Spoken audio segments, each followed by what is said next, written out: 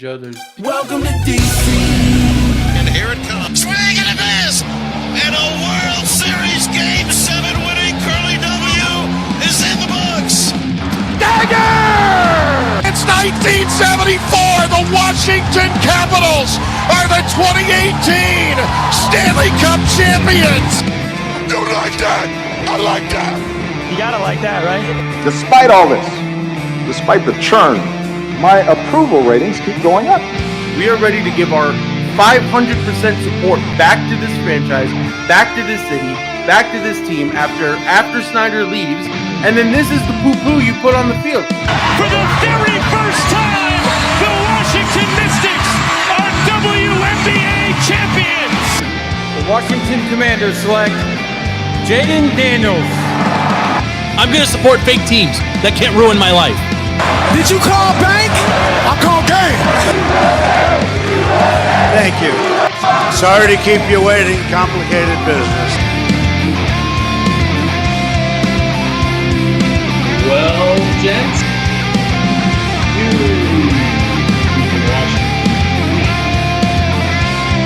you got a lot of thoughts.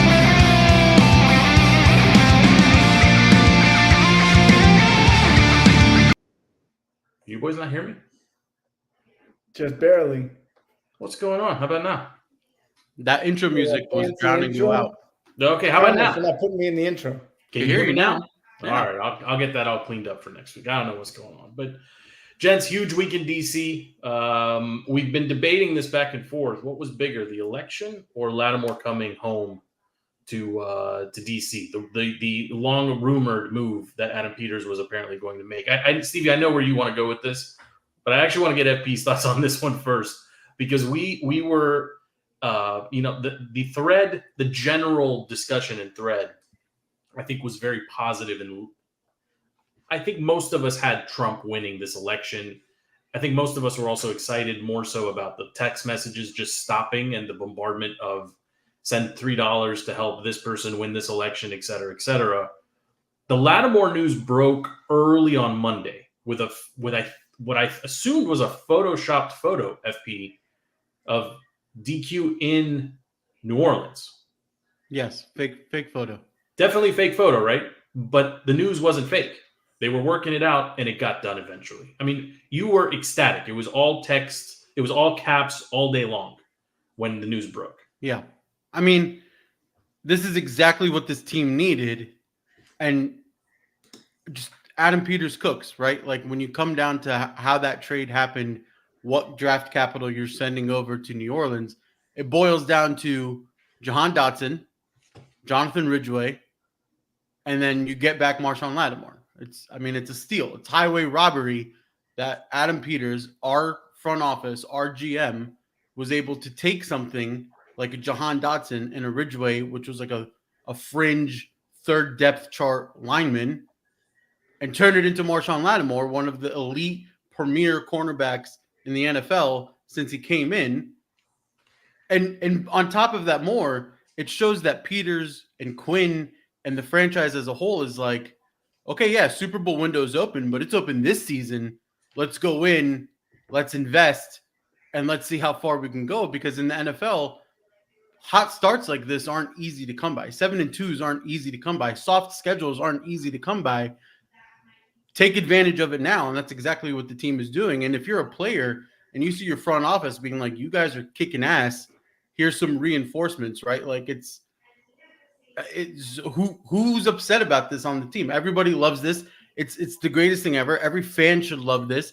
Some people were saying it's kind of like Dan Snyder-esque, where you go out and you get the injured premier free agent. That's not the case at all. You trade rape the team with draft capital. I don't like that term, but okay. It's the term. It's the term. It's very aggressive. It's a very aggressive term.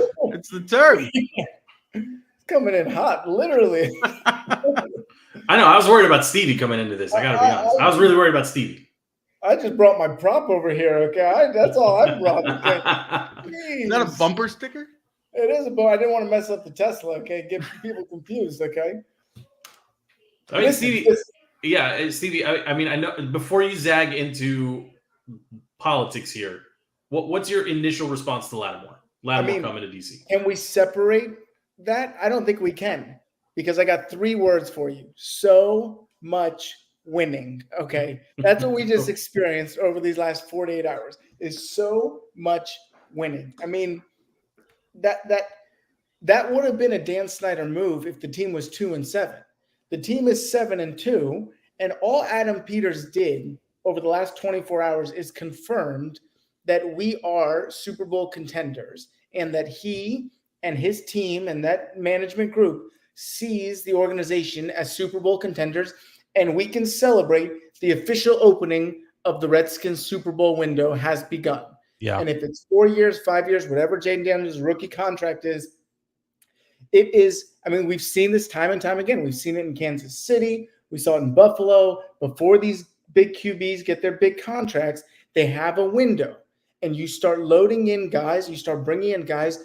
I mean, Adam Peters, I assume we're going to get to him more specifically and what he has done with this team in every level. I mean, the home run after double, after triple, excuse me to bring the baseball in, but what he has done, he hasn't hit a home run on everybody, but he's getting singles and doubles and triples, and he's putting together a team that now is going to go into the offseason. Forget about what happens this season. It's going to go in with more cap space than probably 20 other teams in this league. It is going to go in with pieces and a franchise quarterback that he has set us up for success. This feels so weird. I mean, it feels so weird to think about the Redskins being good for the next 15 years. This is how the Eagles must have felt with Howie Roseman doing all of these moves all of those years. We're finally getting our own taste of it, and it's incredible. Lattimore isn't just a big name that's coming in. He's locked down, right? He already has his contract in place. Yes. He's at 28.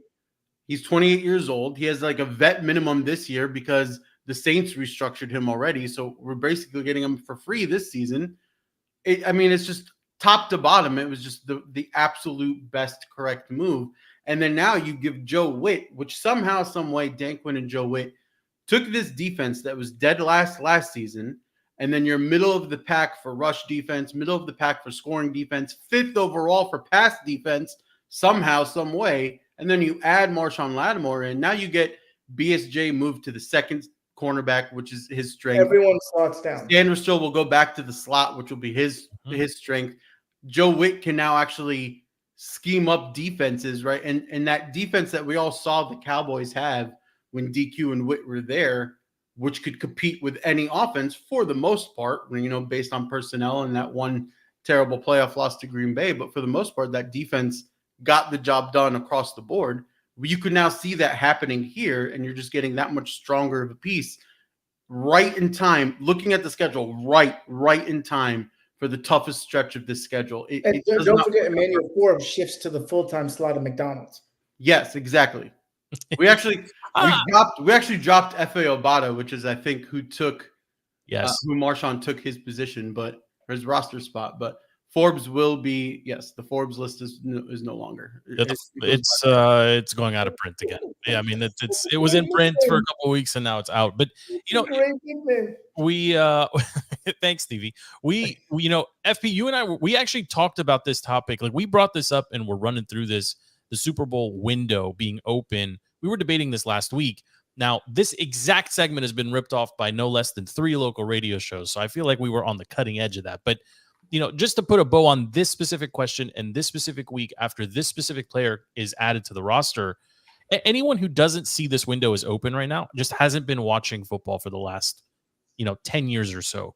This combination, and Stevie, you nailed it, right? You have a rookie quarterback who doesn't make mistakes with the ball. Very I immediately I'm thinking of Russell Wilson. That Seattle Seahawks team when he was drafted in, nobody really knew what to expect out of him. Never turned the ball over, had Marshawn Lynch behind him, just pounding the ball consistently. Like you have pieces here to replicate that. What they don't have is that Legion of Boom defense that was just so good in the secondary. But Lattimore gets you much closer to that. And if you can, like you said, slot everybody down and just keep teams from going over 20 points, minimize the mistakes, maybe every once in a while get an opportunistic turnover here or there, the offense can score. And it's really impressive to see. And FP, you got to give me that rundown one more time. Peters parlayed Dotson and a 6th into, is that what you were saying? So you basically took So we traded Dotson to the Eagles for their 3rd round pick, which is actually owned by Miami. So that's a higher 3rd round pick than Washington's. We gave New Orleans our 3rd round pick, the lower 3rd round pick, and then you gave them the Ridgeway factored into this too. The 6 that we're giving to New Orleans is the one that we got for giving them Ridgeway. Yeah, so the 6 is that's a wash. And then the 4, you're basically dropping back 10 draft spots on day 2, right? So you essentially Jahan Dotson, Ridgeway, and dropping back 10 spots, and you get Marshawn Lattimore, which is your number 1 need on this team by far. Nobody. Did you see the stat where he hasn't given up? He hasn't given up a touchdown in one-on-one coverage since 2021. Did you see that? Exactly.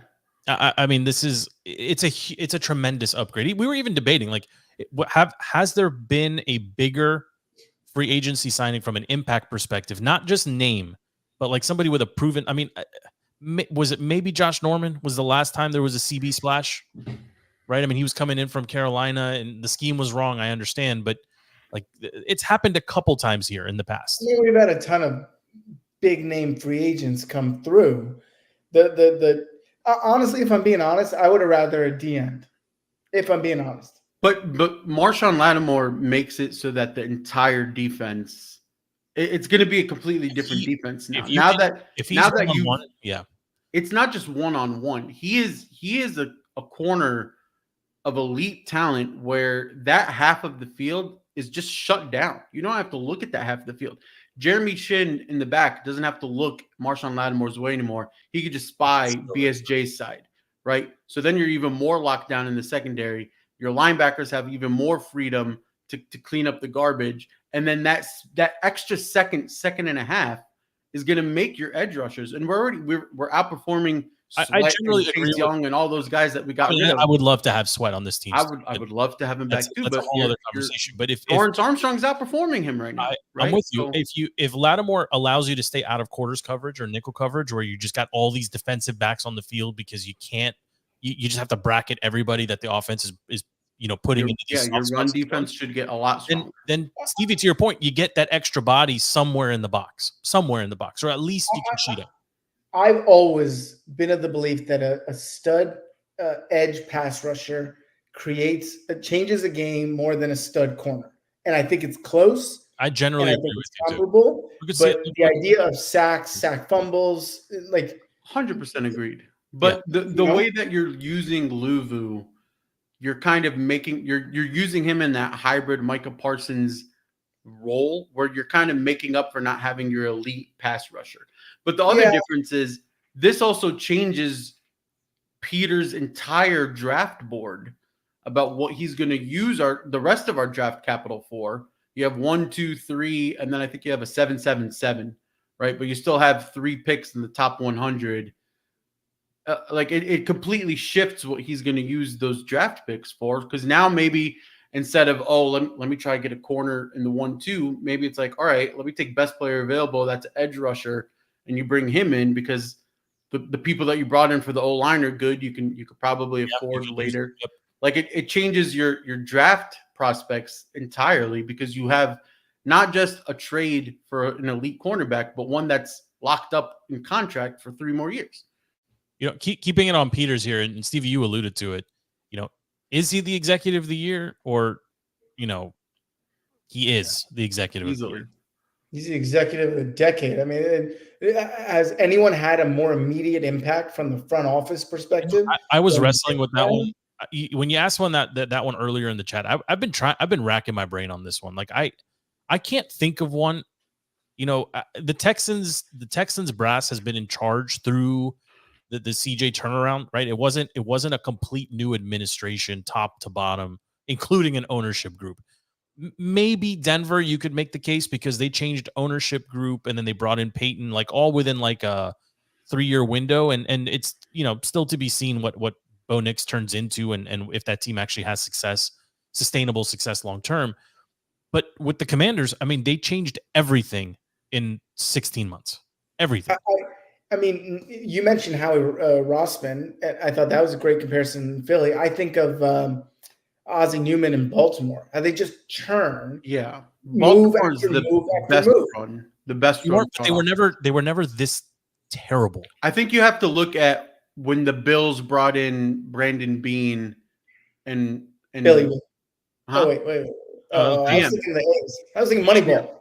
Bills brought in Brandon Bean. I'm pretty sure that's his name, and they kind of did the entire turnaround with McDermott, and then getting Josh Allen, and then you just kind of see the Bills. That's kind of the trajectory we're following. But even then, it didn't all happen. It didn't happen the first season. They didn't reverse like 25 years of pain in 9 weeks. Yeah, they're not having historic numbers. First time 7-2 since '96. I think we have 3 turnovers in the first 9 games, which is like the first time since like 1933, like since they started keeping turnover records. It's just the numbers are insane of how quick this turnaround is. And everybody kind of laughed. I remember this when Peters came in and he's like, it's not a rebuild, it's a recalibrate. And we were all like, no, you're an idiot. Break it down, throw it all away, and start the rebuild now. Peters was right. It was a recalibrate. He's like, there's meat. Let's recalibrate. Let's see what happens. And he did it right. He did it exactly right. I don't think anybody knew it was going to be this amazing with the guys that he brought in. But I think he's also realizing that a lot of the pieces that are getting us to where we are right now, there's a lot of one-year rentals on this roster. So that's another reason where you bring in Marshawn Lattimore. So much cap space. Much cap space. Much cap space. But when you see this team and you see your front office be like, this might not be the exact same team next year because it was a recalibrate. It was just kind of a stopgap, a plug the whole situation. Well, but, oh my God, it's working. And then you get that reinforcement. Yes, to FP's point, I think Adam Peters he wasn't trying to rebuild an entire team because I don't think it's possible to rebuild an entire team in an offseason. He had to plug and play. Okay, franchise QB, we're going to get our franchise QB, but that doesn't mean I can break the bank for a left tackle. Okay, so I'm going to look, later in the draft, try to get a left tackle.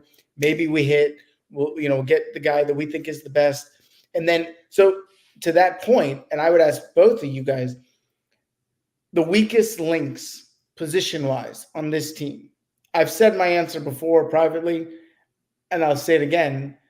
What do you all think? Weakest links, I would say your 2 weakest links offensively on this team right now. Right tackle and Wiley. And number 2 receiver. Yeah. So I was gonna say tight end. I mean, I like Ertz and that's a good one too. Ben's but coming. Ertz is training up your tight ends. I mean, he can still run, and he's proven it. 10 yards, turn, catch, fall down, right? Like, and that's really what you want him to do. But maybe that's a position you look at. Maybe. But that's Sinnott. Sinnott is that guy. Sure. I mean, he's not that right now. No, but unless you're Brock Bowers, unless you're top level tight end coming out of the draft, everybody agrees it takes about a full season for a tight end. It was Laporta last year. Yeah, it takes a full season for a tight end to really come into his own because you're not only learning passing schemes, you're learning blocking patterns. But it's a tricky question, Stevie, because I'm fine with the way that the offensive line is constructed. I mean, they're a top 7 unit. Like, just leave them alone. Well, I think that's coaching. Like, I'm with you, right? And maybe at some point defenses get smart to the scheme and we see a little bit of regression. I think that's possible. But the need going into the season was who's going to replace Jahan? Well, the answer that we stated at the beginning has turned out to be true. It's a committee at that position. I think FP's boy has done a great job just catching balls and falling over. And I think McCaffrey's growing into his role. Now, his stats don't show it, but when he's on the field, like, you can see he's pulling defenses. You can see the speed. You can see the shiftiness. Like, I think they've got something there in Luke McCaffrey. I just do. Top five of getting separation on his routes. I mean, wait a second. He's not there yet. But let me throw some cold water. Hold on. And De'Ami Brown, every time he's been given a shot, has reeled that ball in, and He blows the top off defenses. Again, I think he's got like 14 catches on the season or something, so it's nothing spectacular, but he is making the most of his opportunities right now. Let me put a little bit of cold water on this because the Hail Mary kind of skewed things where Jaden Daniels did not have a good game that game. His stats were not impressive. And it's been essentially 2 weeks in a row now where they haven't asked him or his receivers to do a lot down. I don't necessarily agree with you. He didn't have a good game. I kind of agree. Yards per completion, FP. Look it up. Where's Stat Boy? Why don't we have a freaking Stat Boy? No, but you like I don't want to talk about the Hail Mary game, but the points were there. Coming off of that rib injury, yeah, he was a little rusty, but the red zone was awful. It wasn't rusty, Stevie. Red zone wasn't awful. That's what I'm saying is that game could have been 17-0 or 21-0 at half. Yeah, all the touchdowns were there. They just got taken away from us. That's why we're all celebrating saying ball don't lie. There's 3 touchdowns easily wiped away off nitpicky fake. Giants game was a little bit different. The Giants game, he played a fantastic game. He had great numbers. That Giants defense is not the weakness of that defense. And I kind of want to go back and kind of give some flowers to Steve's favorite position of the O-line. I think we kind of glossed over how amazing Brandon Coleman did. Yeah. As left tackle, stopping a very good Brian Burns and a Giants pass rush. Like he locked him down. Jaden Daniels barely got any pressure in his face. And you also have to kind of give love to Bobby Johnson, the O-line coach that we took from the Giants, and everybody across the league laughed at us for taking him because they're like, you're going to take the O-line coach of the Giants. How dumb can you be? The Giants can't do anything right. Well, clearly he was doing something right. He was just playing with Giants players instead of Commanders players somehow and people that Peters put in front of him. But look, the fact that this O-line is not the weakness right now. Yeah, it should be a miracle. It should be on paper. It should be the weakness. It should be the weakest part or the used to be. And on paper, no. On paper, it's the strongest. Now. I'm just saying the greatest strength of this offense is its running game. Yeah, and it comes directly from the O-line. Yeah, and the threat of Jaden. And healthy B-Rob is. I mean, he gives him something. He's not going to run away from anybody, but he's going to grind out yards consistently. Right, and that's another thing that you have to remember with the Giants game is you didn't really have that running attack because B-Rob wasn't in, right? So McNichols and C-Rod did great to spell him. Eckler's going to be Eckler, and Eckler did Eckler things. But McNichols and C-Rod spelled B-Rob, and they stepped up to the occasion. They did great. They sealed the game when we needed them to. But when you look, kind of wanted them to score. But when you look at that Hail Mary game, coming off the rib injury, some of the drops, a little bit of rust, the refs, and then you look at the Giants game. You didn't have B-Rob, but you're still putting up points. Nobody at any point during the Giants game thought that game was out of hand. Well, FP, if we're going to play this game, look at the Bears going into Arizona and losing. Yeah. Look. I mean, that team. Look at DJ Moore just quitting. Like, there's no other word for it. He literally stopped playing in the middle of a live play.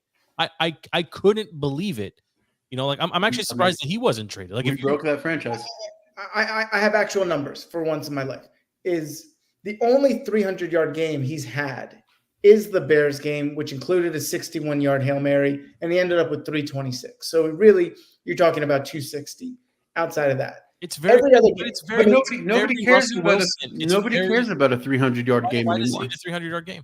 Why does he need to do it? Terry had 3 catches for 4 yards and 2 touchdowns. Like, I mean, Stevie, look at the league at large, right? Outside of Kirk's insane 500-yard game that 1 week, right? The Mahomes, the Josh Allens, the Lamars, the Burrows, all of these guys, the Jordan Loves, Burrows, Jared Goff, the team's putting up 52 points. He got benched in the third or not benched, but they took him out in the third because they didn't need him anymore. He had 85 yards passing. Like you don't need the Tom Brady, Peyton Manning era of 300 yards passing or your offense doesn't work anymore. That's not the NFL of this season or the last 2 seasons. This season is a little fluky in that.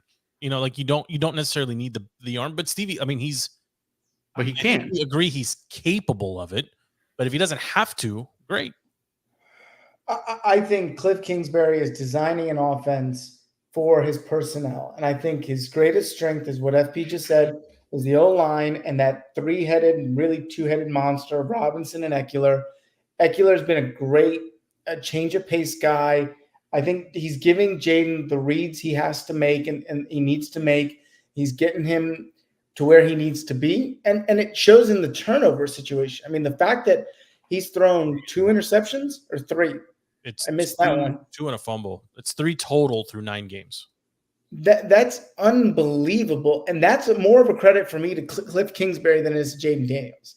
And well, I mean, Kingsbury, I don't think like there's so much head coaching experience on this roster that I don't think they'll any of them. It's like a checks and balances thing. I don't see them emptying the playbook to beat anyone. I just don't see it happening.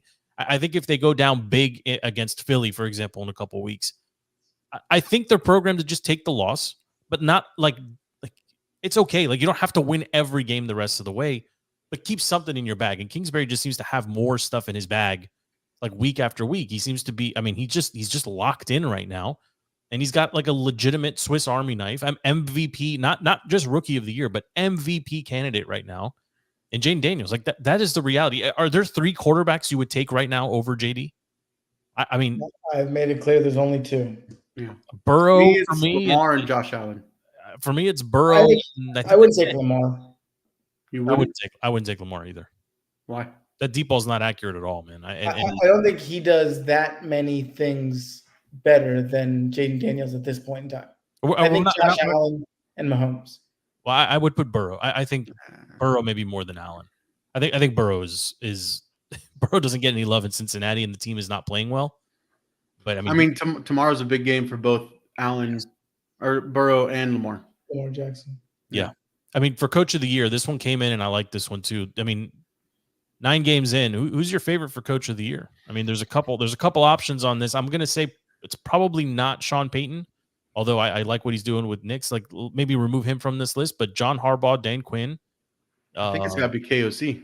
I mean, to have that injury to Yeah. your franchise QB that you draft pick, and then to go to Sam Darnold and do what he's doing. Yeah, that's impressive. I mean, with a Sam Darnold, yeah, I think it's Dan Quinn, guys, and I'm not. It's not just me, the homer in me. He had nothing coming in. Like this team had 4 wins last year. Yeah, but he does have the number 2 overall QB drafted. Okay, but KOC had a real Darnold. Sam Darnold. Okay. Nobody anywhere. But the receivers are the same. The defense is the same. Like there wasn't big changes on that unit. Like who's had to do more coaching? Maybe the better way of looking at this. Maybe it's Harbaugh. I mean, the Chargers are playing sound football right now. Maybe maybe. Is John Harbaugh Chargers and Jim Ravens, or is that reversed? I can never tell. Whichever one's in charge. I think it's Jim. I think it's a typo. Whichever one's in charge of the Chargers is the one that I meant to put on here. No. It's Jim, and it's either Minnesota or DC. Yeah, it's either Dan Quinn or KOC easily, but I mean Sam Darnold. I mean, okay, there's still a lot of season left. There is a lot of season. There is a lot of season left, and I mean for the Commanders in particular. I mean, looking ahead here a little bit, you got the Eagles in 2 weeks, but the Steelers game now around the corner. The Steelers made a trade themselves. They added who's the second trade? I know they added Mike Williams and Preston Smith. Preston Smith, a one-time Redskin. Preston Smith.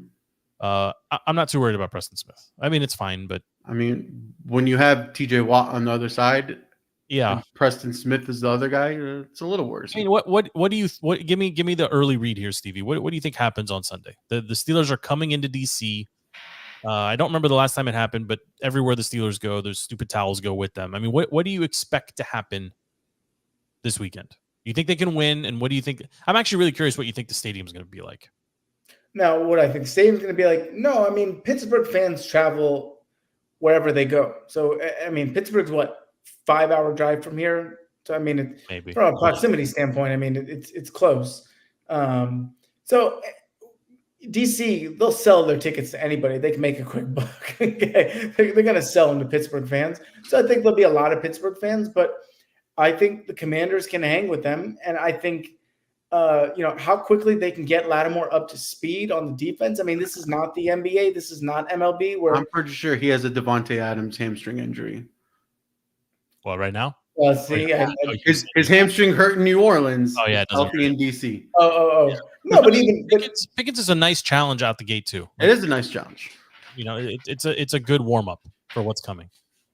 But the question is, can they get pressure on Russ? That's the other thing. Well, Russ doesn't have the mobility he used to have when he used to burn us, right? And that O-line, good, not scary good, right? Najee Harris, good. You're not super worried about him. If the Commanders can get to 25 or 30 points, they win. I mean, that's just – I don't see the Steelers coming up with 30 points, but I also don't think the Commanders can get to 30. These last 2 weeks, we played bad teams with good defenses. I think the Giants actually have great defense. I was very impressed with Dexter Lawrence, Okereke, and all those guys. That's a good defense. It's a bad team. But, I think right now, Baltimore, we were overmatched against Baltimore.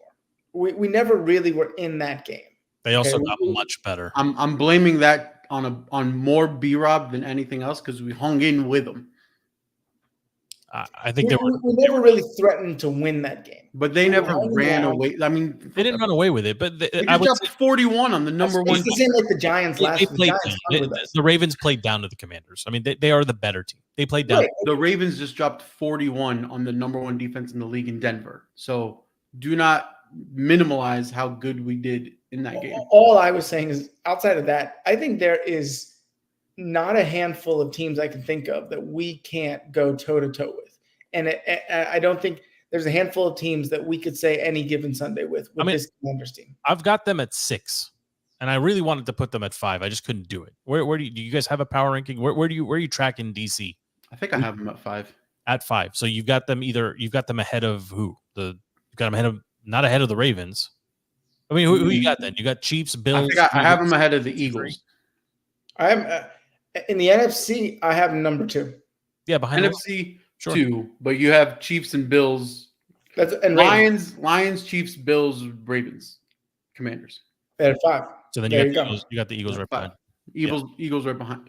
Yeah, and Pittsburgh's top 10. Yeah. Yeah, but they really scare you. Like it's a Mike Tomlin team. You know what you're going to get. It's like a 10-12 score. Like they don't score a lot. Like they're just. But to Stevie's point, we've seen tough defenses, right? When we went into that Browns game, we all had that trap game feeling. We weren't worried about their offense kind of stopping or our defense not stopping their offense. We were worried the other way around about that really good defense stopping our offense. Our offense ran all over that defense. We passed all over that defense. That defense did nothing to us. And that's a really good defense with really good pieces when they still kind of needed to be really good. So we've seen really tough defenses. We've seen really good pass rushers. We've handled them.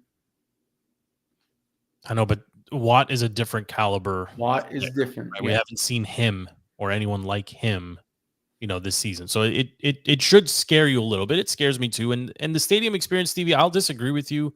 It's just a gut feeling. The city's never been 7-2 with that stadium. Like it's never happened. Like 96 we were still in RFK when it was Norv, right? Like we've never had this building and a team in it at like this successful this late in the season. With everybody. Right.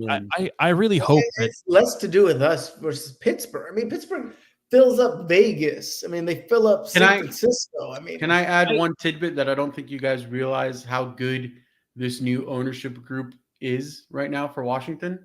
What does that do? What does that do with that? Hold on. About the in-stadium experience, they're going to hand out on Sunday burgundy towels. So then the thought is you just have a bunch of burgundy and gold towels waving around that stadium, your home colors. So it's not just a wash of terrible towels. That honestly, FP, don't fanboy that. That's a Snyder move. How is that not a good idea? It's the opposite of wearing the Bears colors when the Bears come to town. Like, why are we wearing black? Black is stupid. And by the way, our team colors aren't burgundy and gold anymore. It's that weird red and that mustardy yellow color. We're not actually burgundy and gold. Look, all I'm saying is the terrible towels have been a thing for 85 years. I've never heard of another fan base be like that has yellow or gold in there. Oh, let's just complement their towels with our own color and just make the whole stadium look like they're rooting for our team. But then you're just admitting there will be an insane amount of terrible towels. Nobody anywhere is going to say that. Everybody knows that the Steelers travel well, but if you have a huge increase of DC fans rocking their burgundy towels, it's going to be it's going to listen. Hold on. You guys like to shit on me. You're always going to get this. And then I'm always proven right. So next week when we talk about it, you're like, oh, it's all right, FP. It's all right. We're winning. It's the same 15 or 20,000 people that show up for Pittsburgh, right, in every stadium. The difference is Commanders fans haven't come out. Like, I think you can still have the 15 or 20,000 Steelers fans come in. I just think there's going to be more Commanders fans. Like, I think people are excited about this team. Like but just the jerseys all over town. You're seeing them all over the place. I mean, there's a fair amount of stickers, and even restaurants are running promos for the game on Sunday, whatever. I mean, I think this is a little different. I think, and if they can somehow pull this off and we go to 8-2, it doesn't really matter what happens in that Philly game. I'd rather have the Philly game, but I'll take this one. Like, I'll take the next one and then figure out what happens after that. Well, no. I mean, Philly right now is 6-2, if I understand.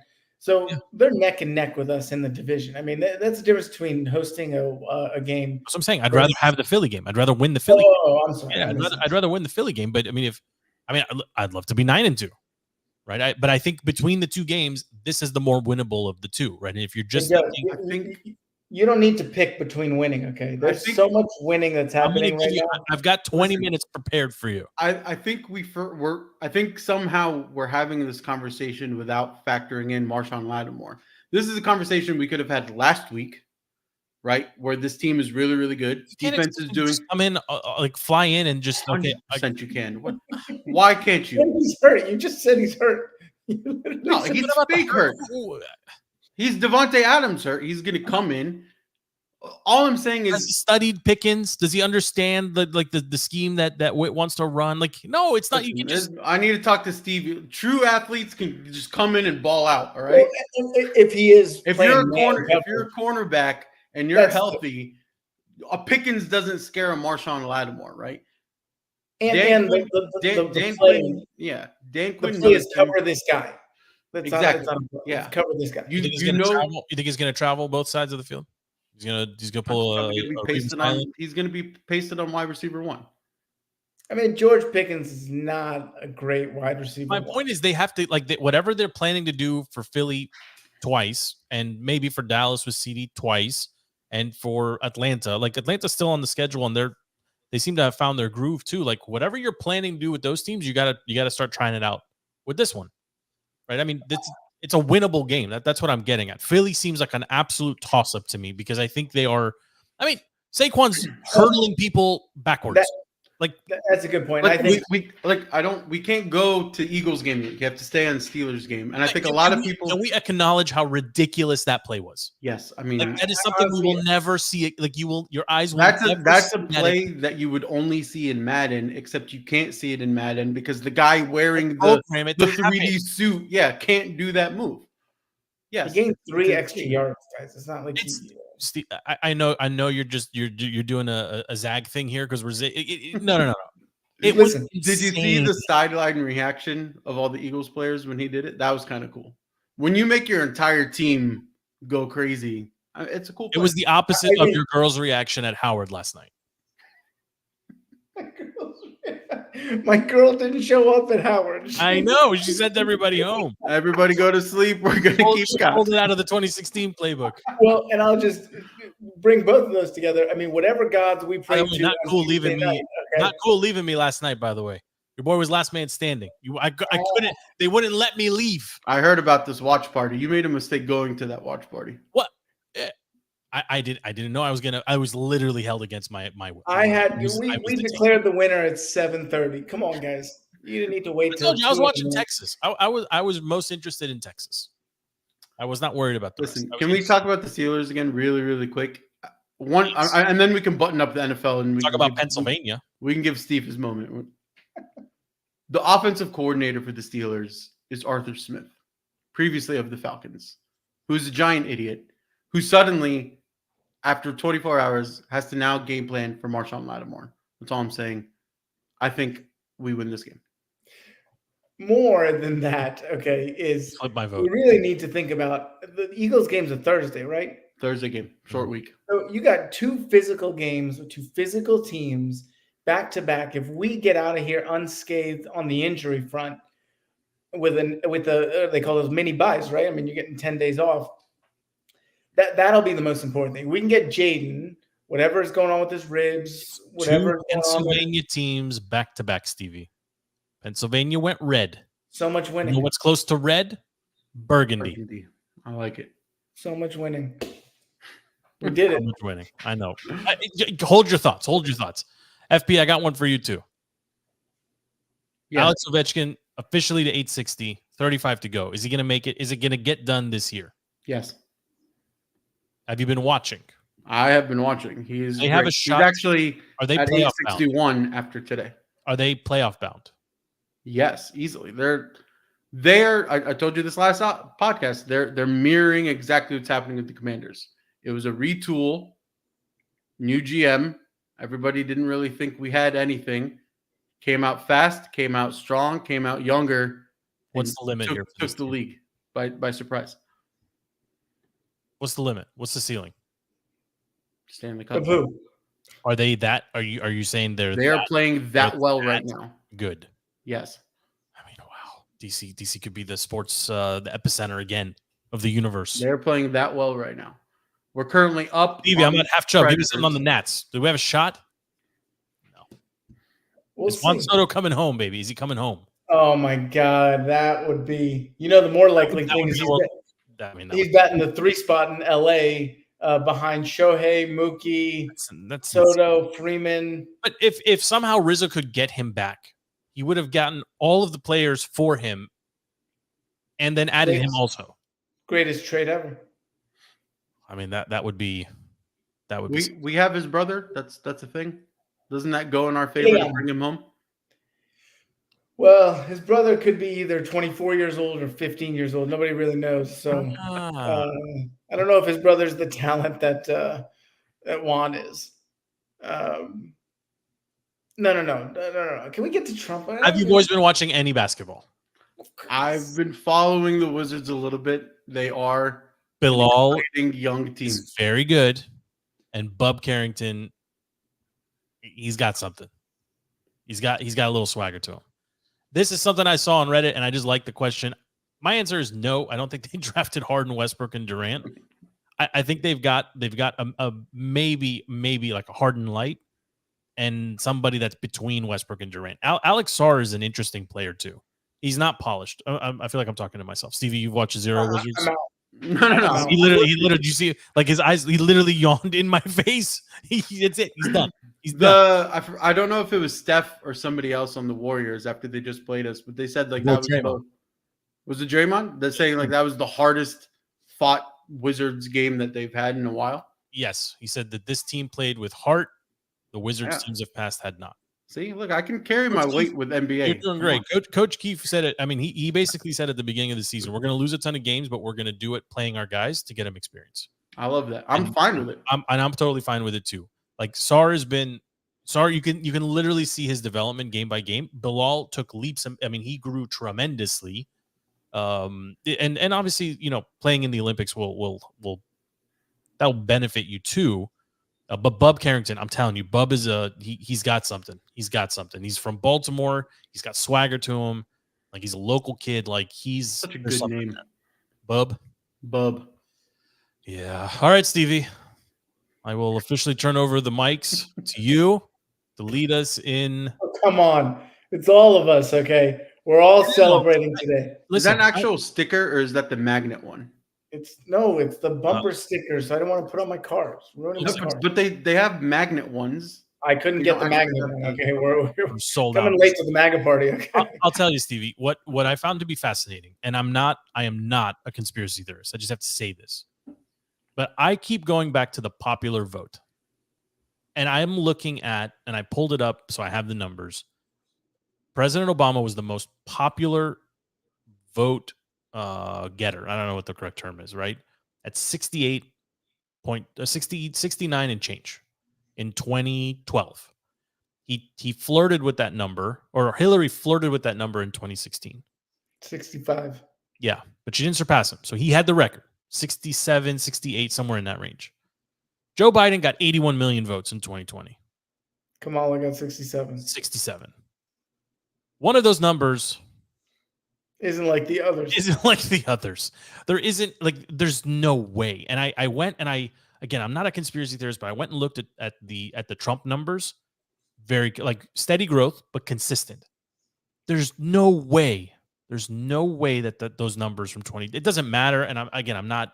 No, it doesn't matter. I'm saying it doesn't matter today in 2024 what happened in 2020.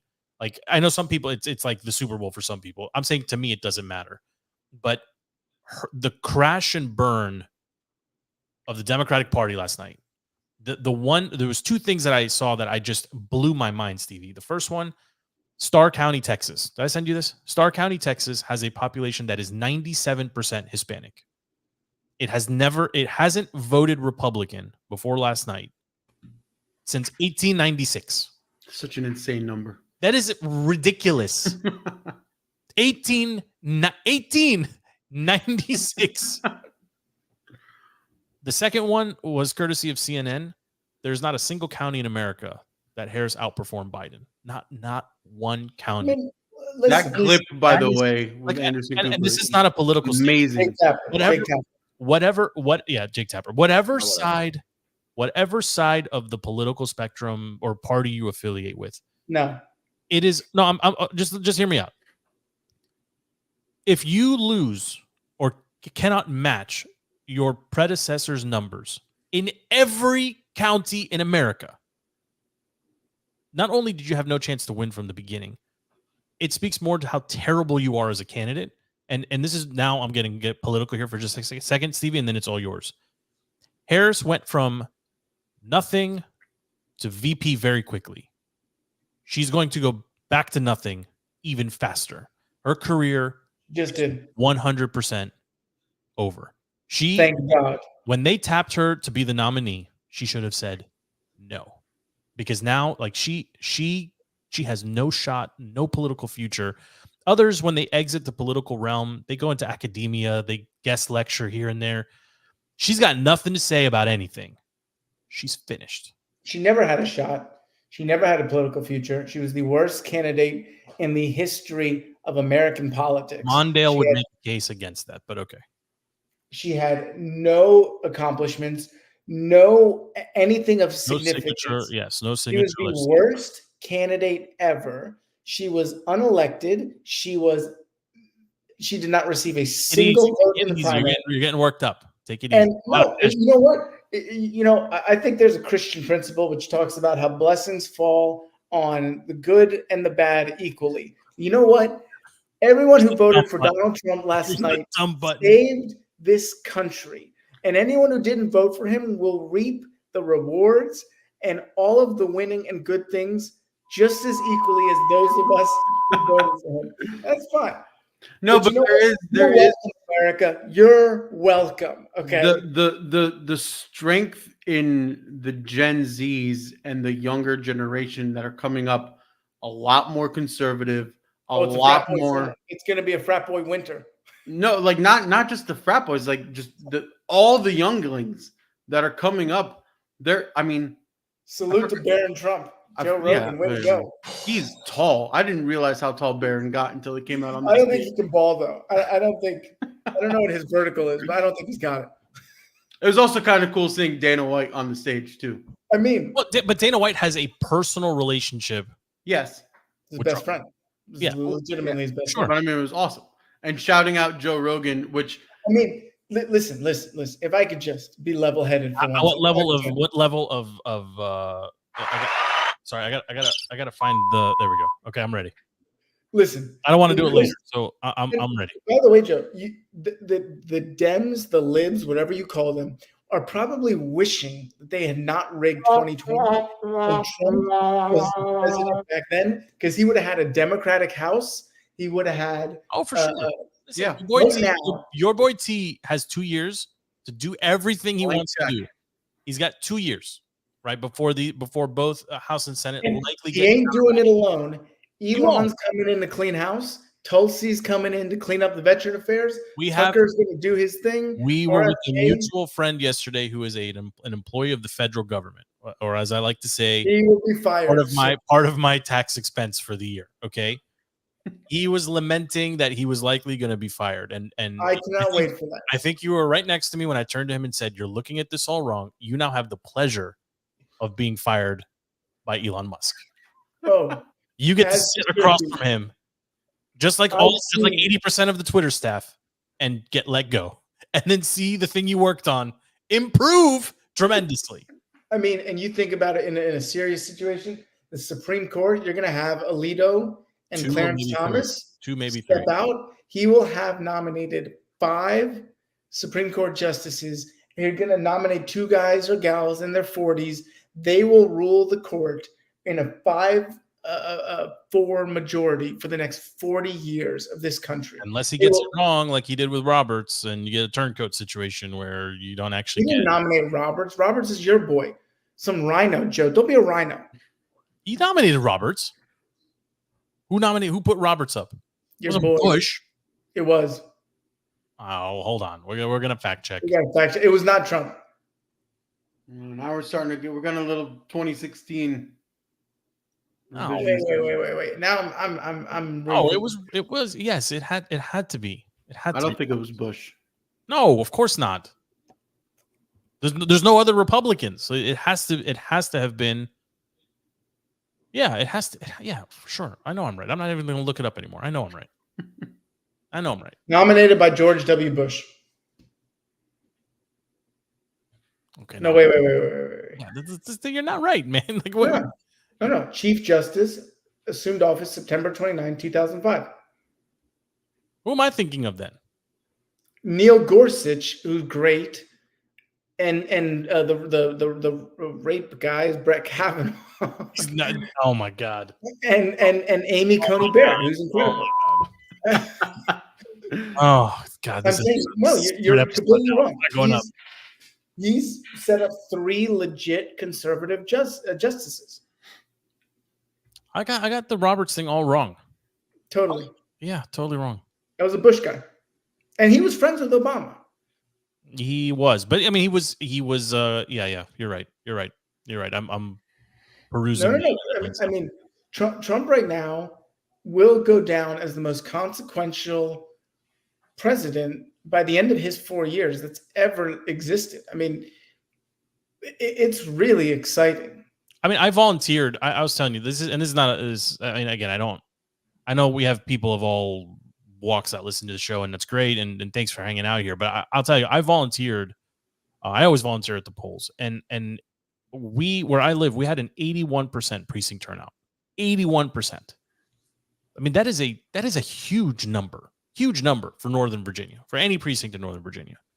That's a big number. I think, the final vote, like the final tallies, the numbers will be way down again because of that, I don't want to say it's a bogus number, but I don't know how Biden pulled 81 million. It doesn't, like, the numbers it doesn't make sense to me. But I think there was enough people that realized that life was better 4 years ago, just from a financial perspective, like money in my pocket, cost of things, etc.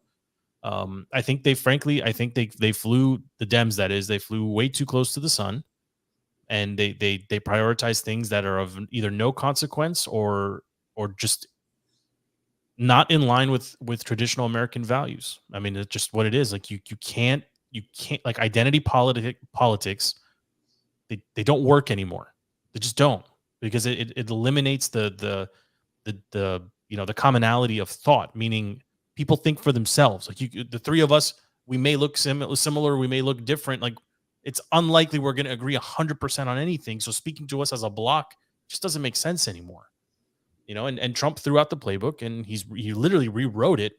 It's a huge win. I mean, huge win. We had one person in particular who was a little soft, saying maybe it was going to go the other way, and I think most of us came in and said, like, just based on our own interaction with people, it was going to be T, and it's going to be a huge margin, and that's what it turned out to be. We saved the country last night. I saved it for my children, for your children, for whatever little FPs you got running around that he doesn't even know about. We saved the country for the future generations. I mean, I can't wait for your boy Antonio Brown to be up there for inauguration. Maybe he's going to be one of the headliners at one of the the balls. I got to go to a ball. I got to go to a ball. Hey, I'm working it. Listen, we could be going to a ball in January and a Super Bowl in February. I mean, the inauguration's that Monday. I think of the divisional weekend or wild card weekend. Yeah. So, I mean, you're at FedEx. You're at Northwest Stadium Sunday night. You're at the swearing in Monday morning. You're at a ball Monday night. DC's on the rise, baby. DC on the rise. That's right. So much winning. So much winning. So much winning.